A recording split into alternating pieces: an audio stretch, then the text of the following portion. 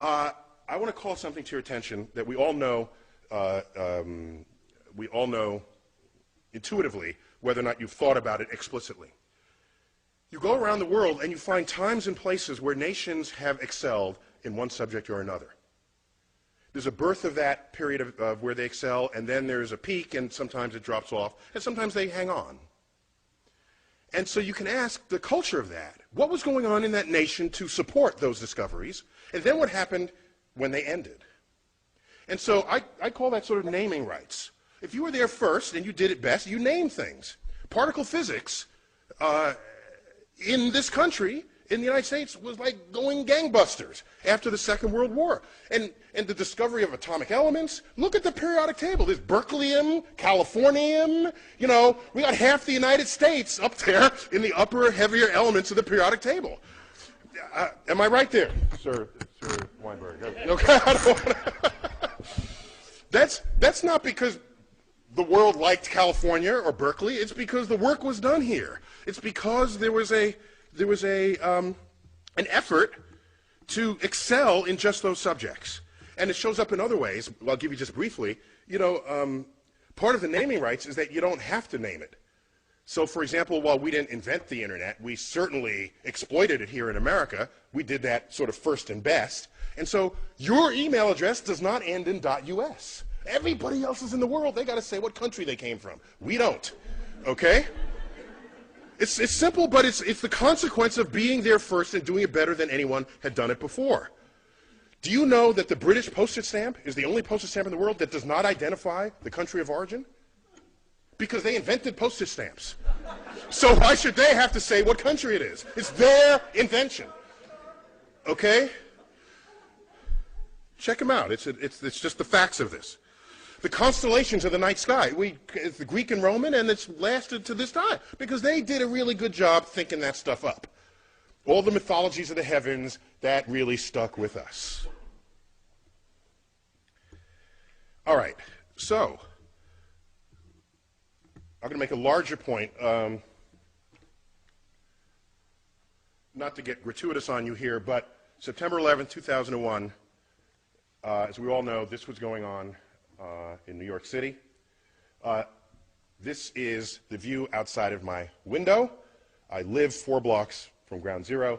Excuse me, this is the corner of the building in which I live. I went outside to get this view. I was at the time judging whether I should go collect my daughter, who was in an elementary school 2 blocks north of the North Tower. North is to the right in this picture. So I want to get a closer view with a highly magnified zoom lens to see what, while that was happening, the plane flew into the South Tower. And so no one was thinking terrorism until the second one was hit. The first one was just sort of a bad tragedy. And so these are just 3 frames from my camcorder. This is at t equals 0. This is 1 second, well, like actually a fraction of a second. The plane was moving probably 500 miles an hour.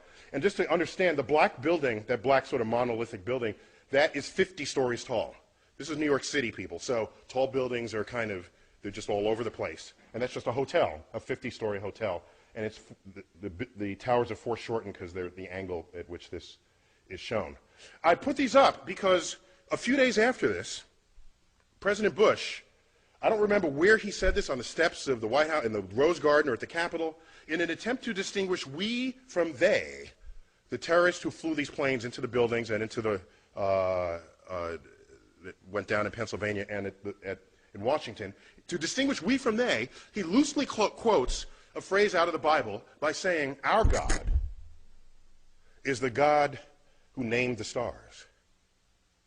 Now, this is before I was on his Rolodex, okay?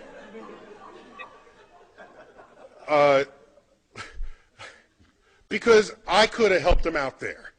The fact is, of all the stars that have names, 2/3 of them have Arabic names. So this was not, I don't think, his intent with that message. Okay?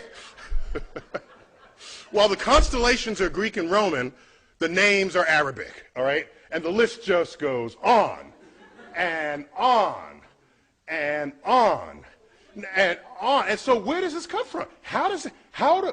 How do you get stars named with Arabic names? How does this happen? And it happens because, of course, because Hang on, just catching up with myself here. Okay? It happens because there was this particularly fertile period that Professor Weinberg duly discussed. And around that period, that 300-year period, the intellectual center of the world was Baghdad.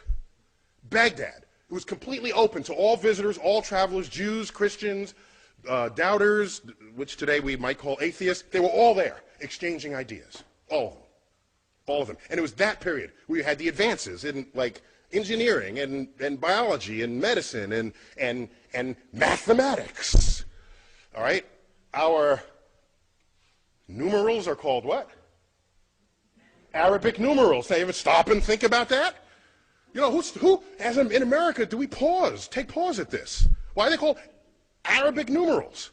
Okay, they fully exploit the discovery of the zero, create a whole field called algebra, itself an Arabic word. Algorithm is an Arabic word. All this is going on, and it's all traceable, not to some long 1,000-year tradition in Islam. It's traceable to this 300-year period.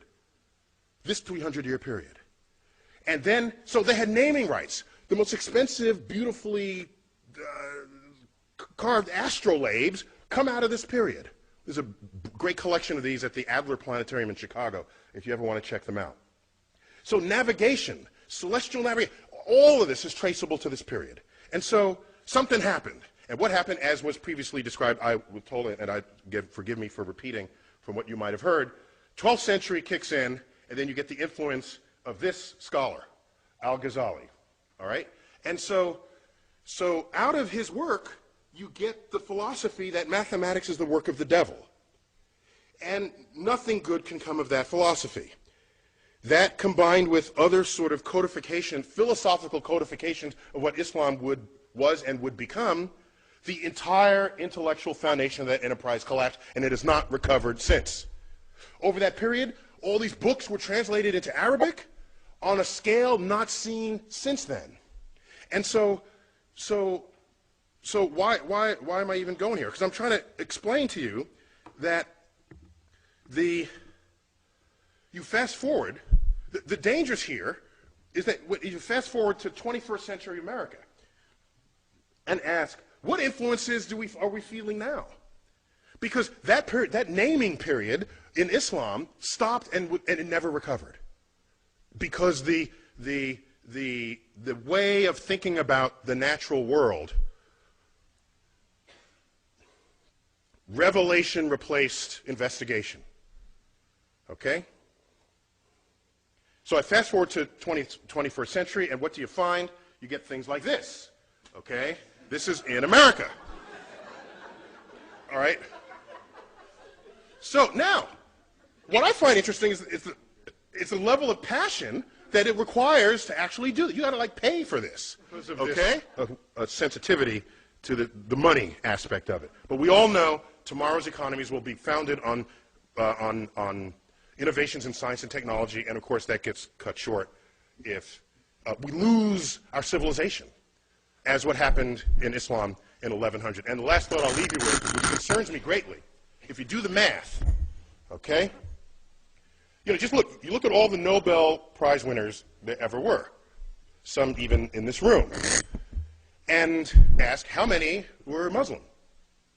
And it's like one, maybe two. Okay, I think a second one was in economics. And the one we referred to was described earlier, the co-winner of the Nobel Prize with Professor Weinberg, Abdul Salam. And he's not Middle Eastern Muslim, he's Pakistani Muslim. Okay? Now, how many Nobel Prizes are won by Jews? It's like a fourth of the Nobel Prizes. Okay? Some high fraction of the total. And then you look, how many Muslims are there in the world? It's like 1 billion Muslims. How many Jews? 15 million tops. Okay?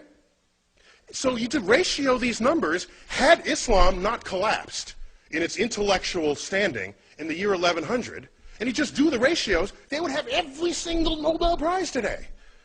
So the fact that it's not only just a few, it's near zero, is deeply worrying. I'm concerned about what lost, what brilliance may have expressed itself and did not in that community over the past 1,000 years.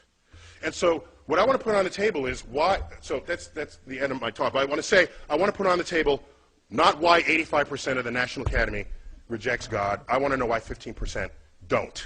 And that's really what we got to address here. Otherwise, the public is secondary to this. Thank you for your attention here.